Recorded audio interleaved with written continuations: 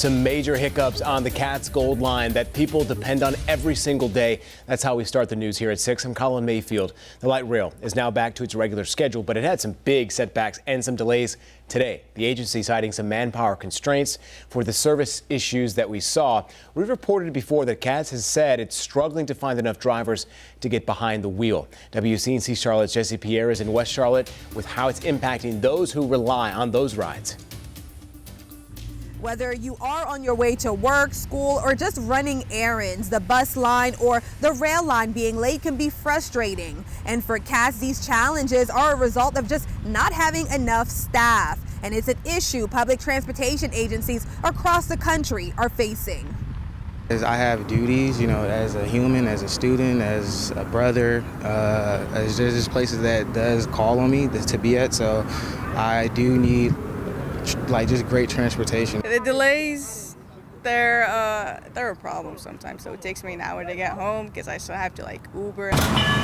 Manpower constraints for CATS causing delays for Gold Line riders Monday.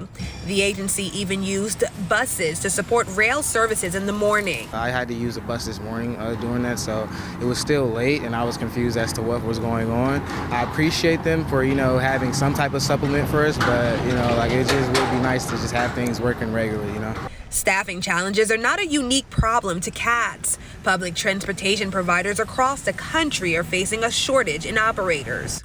According to a study by the American Public Transportation Association, the transit workforce shortage is widespread and severe, with 84% of agencies surveyed saying the shortage is affecting their ability to provide service.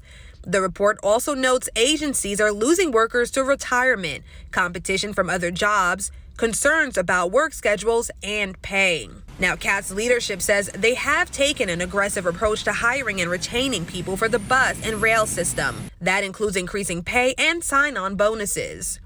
After several recent violent incidents on public transportation, the agency also increased security on routes to make them safer. I know there was a bus driver who had a shootout on the bus with someone recently, so I can understand the safety concerns of the job, but there also is people who need transportation. The report notes that even if pay is the biggest factor for employees, agencies are more likely to see improvements in satisfaction and retention if they can improve their responsiveness to worker concerns about working conditions.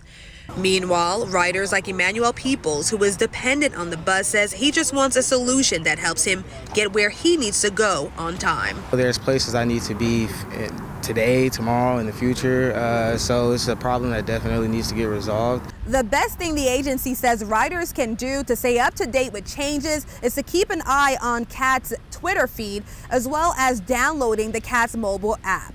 In West Charlotte, Jesse Pierre, WCNC Charlotte.